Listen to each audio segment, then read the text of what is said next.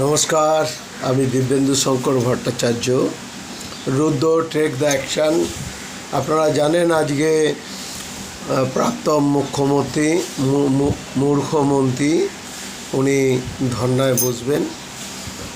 তা ওনার সঙ্গে অনেক গণ্যমান্য চোর, খুনি এবং বিভিন্ন সমাজ বিরোধী, দেশদ্রোহী ওনার সঙ্গে থাকবেন। আমি হাত জোর করে পশ্চিমবাংলাবাসীকে, সমস্ত পশ্চিমবাংলার মানুষকে, যারা পশ্চিমবাংলাকে এবং দেশকে রক্ষা করার জন্য বিজেপি সরকারকে, ভারতীয় জনতা পার্টিকে নিয়ে এসছেন এবং ভারতীয় জনতা পার্টিকে ভালোবাসেন কিংবা দেশকে ভালোবাসেন, তারা প্রত্যেকে আজকে এই ধর্না মঞ্চে ডিম ঢিল সব কিছু নিয়ে যাবেন। নিয়ে গিয়ে ওনাকে ওই পচা ডিম, টমেটো, ঢিল, পাথর এগুলো দিয়ে সম্বর্ধনা দেওয়া হবে। আপনারা যারা পশ্চিমবাংলা মানুষ, এই দেশদ্রোহীকে এইভাবেই সম্বর্ধনা দেওয়া দরকার। কারণ উনি আমাদের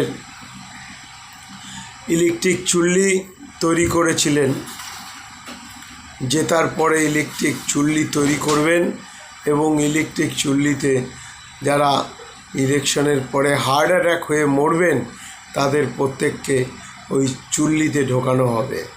তা তার আগে ওনাকেই চুল্লিতে ঢোকানো হোক। আমি আশা রাখব, আমি ভরসা রাখব পশ্চিমবাংলার মানুষের কাছে, পশ্চিমবাংলাবাসীর কাছে, যে আজকে একটার পরে যখন ধর্নায় বসবেন তখন আপনারা দলে দলে যোগ দেবেন এবং ডিম আর পচা টমেটো আর পাথর নিয়ে যাবেন, যাতে ওনাকে ভালোভাবে সম্বর্ধনা দেওয়া যায়।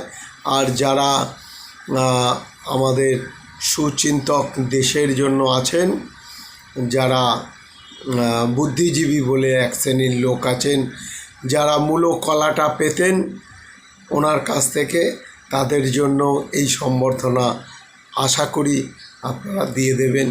এই বলে আমি আমার পশ্চিমবাংলাবাসীকে শুভেচ্ছা, ভালোবাসা ও পরিবর্তনের নতুন দিগন্ত আসা এবং সুস্থ নিঃশ্বাস পাওয়া, শ্বাস প্রশ্বাস পাওয়া, এই জায়গাটাকে আপনাদের খুবভাবে এনজয় করছি। আর আশা রাখব আগামী দিন যেন এইভাবেই প্রত্যেকে সুস্থভাবে শ্বাস প্রশ্বাস নিতে পারে। আর যারা এই কাজগুলো করেছেন তাদের যদি সত্যিকারের সাজা না হয়, তারা আপনারা পশ্চিমবাংলার দেশবাসীকে বলবো যাতে এদের সেইভাবে ব্যবস্থা নিয়ে যাতে সঠিকভাবে এদেরকে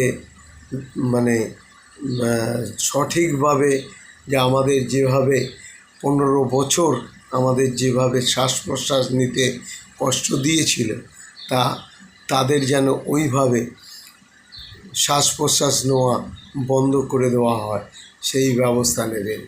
এই বলে আমি আমার বক্তব্য শেষ করব। ভারত মাতা কি জয়, জয় দেশবাসীর জয়।